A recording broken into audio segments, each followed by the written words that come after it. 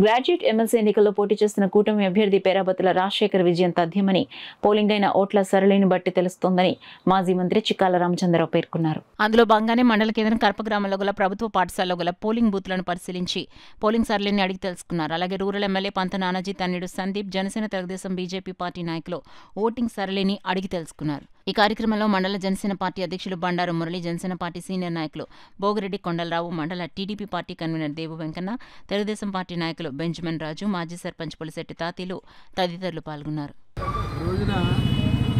తూర్పు గోదావరి, పశ్చిమ గోదావరి జిల్లాల పట్టభద్రుల నియోజకవర్గంలో భాగంగా ఈనాడు మరి ఎన్నికలు జరుగుతున్నాయి.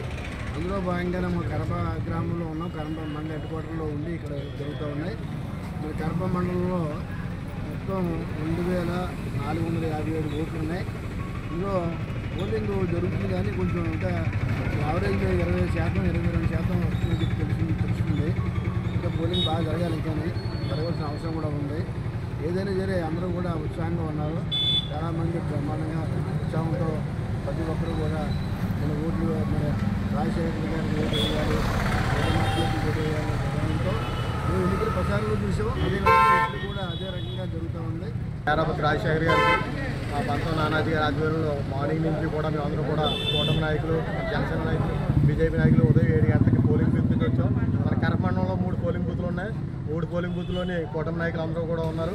అవగాహన ఎవరైతే ప్రజలు ఓటర్లు ఉన్నారో, పట్టభద్రులు ఉన్నారో అందరికీ కూడా పేరాబత్తుల రాజశేఖర్ గారికి గీత వేయండి, ఆయన నగ్గించండి. కూటమి ప్రభుత్వంలో ఈ 7 నెలల నుంచి కూడా అనేక అభివృద్ధి పనులు చేస్తుంది. ఇంకా బోలెడు అభివృద్ధి పనులు చేస్తారు కూటమి నాయకుడు పేరాబత్తుల రాజశేఖర్ నగ్గిస్తేనని చెప్పి మేము అందరూ కూడా చెప్పడం జరుగుతుంది. ఇప్పటికి 24% పోలింగ్ అయింది. మొత్తం కడప మండలంలో 2457 ఓట్లకి 24% పోల్ అయింది. ఇప్పుడు అందరూ కూడా మా కూటమి నాయకులు ప్రతి గ్రామంలోని ఆ ఓటర్లని ఎలా అయితే పంపించాలనే అభిప్రాయం ఉన్నారో పేరాబత్తుల రాజశేఖర్ గారికి మా కాకినాడ రూరల్లో భారీ మెజార్టీ వస్తుందని చెప్పి మేమందరూ